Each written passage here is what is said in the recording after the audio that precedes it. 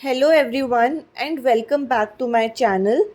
मैं हूं एंजेला और आज के लेक्चर में हम डिस्कस करेंगे ट्रिपल तलाक अंडर मुस्लिम लॉ। हम समझेंगे ट्रिपल तलाक क्या होता है, इसके डिफरेंट फॉर्म्स, सुप्रीम कोर्ट का इम्पॉर्टेंट जजमेंट और 2019 के लॉ के बाद इंडिया में इसकी लीगल पोजीशन क्या है। तो इस वीडियो को एंड तक ज़रूर देखना। सबसे पहले समझते हैं कि ट्रिपल तलाक क्या होता है।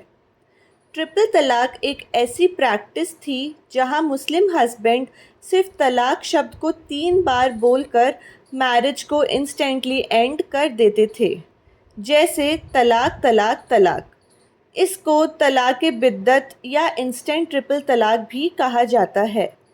इस प्रैक्टिस में डिवोर्स इमीडिएटली इफ़ेक्टिव हो जाता था, रिकन्सिलिएशन का चांस नहीं मिलता था और वाइफ की कंसेंट भी नेसेसरी नहीं होती थी। इसी वजह से ये प्रैक्टिस काफ़ी कंट्रोवर्शियल बन गई। कॉन्सेप्ट ऑफ तलाक इन मुस्लिम लॉ। मुस्लिम लॉ में मैरिज को एक सिविल कॉन्ट्रैक्ट माना जाता है। इस कॉन्ट्रैक्ट के थ्रू हस्बैंड और वाइफ दोनों के राइट्स और ड्यूटीज़ डिसाइड होते हैं। इस्लाम जनरली डिवोर्स को एनकरेज नहीं करता। डिवोर्स को लास्ट ऑप्शन माना गया है जब हस्बैंड और वाइफ के बीच सुलह पॉसिबल ना हो।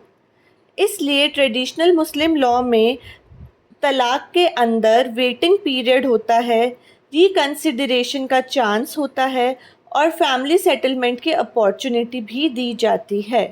लेकिन ट्रिपल तलाक में ये सेफगार्ड्स फॉलो नहीं किए गए थे। टाइप्स ऑफ तलाक। अब हम तलाक के डिफरेंट फॉर्म समझते हैं। मुस्लिम लॉ में मेनली 3 टाइप्स ऑफ तलाक होते हैं। फर्स्ट, तलाक ए एहसान। ये सबसे प्रॉपर और अप्रूव्ड फॉर्म ऑफ तलाक माना जाता है। इसमें हस्बैंड एक बार तलाक प्रोनाउंस करता है, फिर इद्दत पीरियड वेट किया जाता है और इद्दत के दौरान डिवोर्स रिवोक भी किया जा सकता है। इस फॉर्म में रिकन्सिलिएशन या सुलह का प्रॉपर चांस होता है। सेकंड, तलाक ए हसन। इस फॉर्म में तलाक 3 अलग अलग तूहर पीरियड्स में प्रोनाउंस किया जाता है, यानी कि तलाक को 3 अलग अलग इंटरवल्स में बोला जाता है। एक बार बोलने के बाद इमीडिएटली डिवोर्स फाइनल नहीं होता है। थर्ड प्रोनाउंसमेंट से पहले हस्बैंड रिकन्सिडर कर सकता है। थर्ड, तलाक ए बिद्दत। ये वही ट्रिपल तलाक है जिसमें हस्बैंड एक ही बार में 3 बार तलाक बोल देता है। इससे मैरिज इंस्टेंटली एंड हो जाती थी। ये फॉर्म सिंफुल और आर्बिट्ररी माना गया है। वाई ट्रिपल तलाक बिकेम कंट्रोवर्शियल। ट्रिपल तलाक को लेकर काफ़ी कंट्रोवर्सीज हुई, इसका काफ़ी क्रिटिसिज्म भी हुआ। सबसे बड़ा इशू ये था कि हस्बैंड को यूनिलेटरल पावर मिल जाती थी, वाइफ को अपना साइड रखने का मौका नहीं मिलता था और डिवोर्स इंस्टेंटली हो जाता था। कई केसेस में हस्बैंड्स फ़ोन पर एसएमएस से, व्हाट्सएप मैसेज से या लेटर भेजकर तलाक दे देते थे।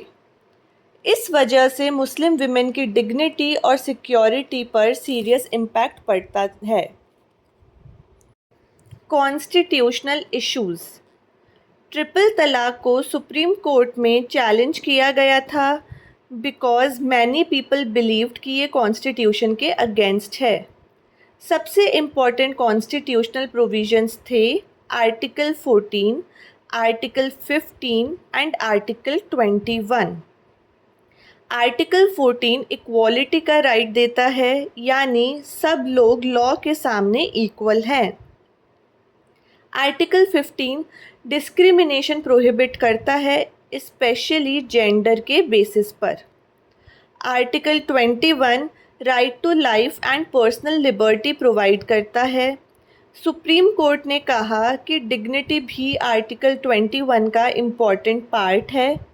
आर्ग्यूमेंट ये था कि ट्रिपल तलाक आर्बिट्ररी एंड अनफेयर है, इसलिए ये कॉन्स्टिट्यूशनल प्रिंसिपल्स को वायलेट करता है। शाहबानो केस 2017।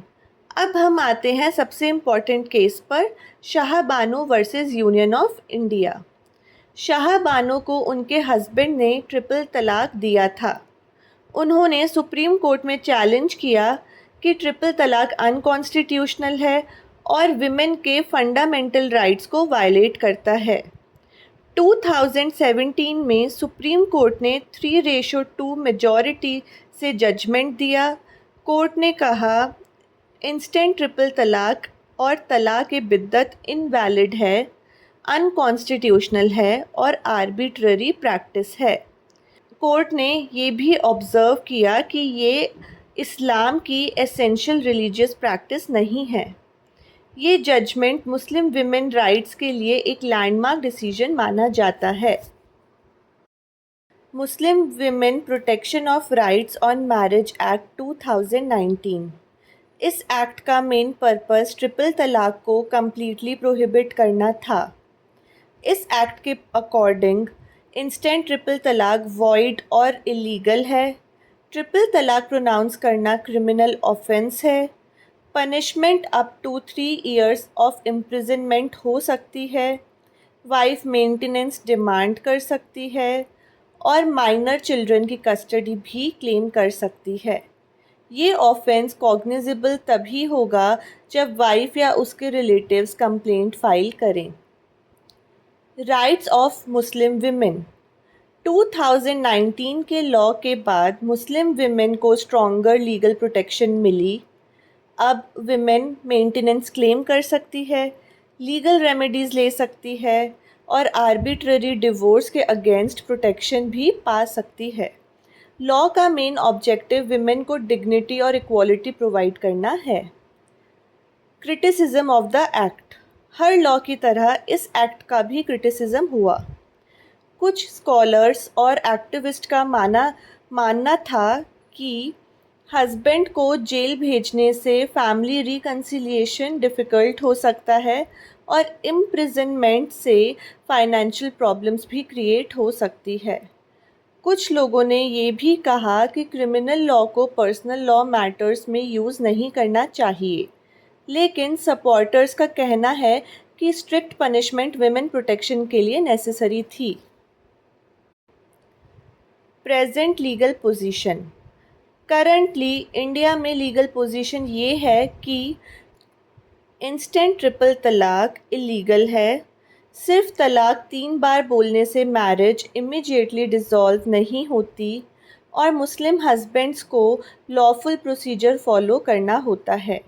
यानी आज के टाइम में ट्रिपल तलाक का कोई लीगल वैलिडिटी नहीं है। तो गाइस, आज हमने समझा ट्रिपल तलाक क्या होता है, उसके डिफरेंट फॉर्म्स, सुप्रीम कोर्ट का इम्पॉर्टेंट जजमेंट और 2019 के प्रोविजंस। इंडियन लीगल सिस्टम ने कॉन्स्टिट्यूशनल वैल्यूज़ और विमेन राइट्स को प्रोटेक्ट करने के लिए ट्रिपल तलाक को इनवैलिड डिक्लेयर किया। आज मुस्लिम विमेन को आर्बिट्ररी डिवोर्स के अगेंस्ट स्ट्रॉन्गर प्रोटेक्शंस अवेलेबल है। अगर आपको ये वीडियो हेल्पफुल लगी हो तो लाइक, शेयर और सब्सक्राइब ज़रूर करिए और कमेंट में बताइए कि नेक्स्ट आपको किस टॉपिक पर वीडियो चाहिए। Thank you for watching.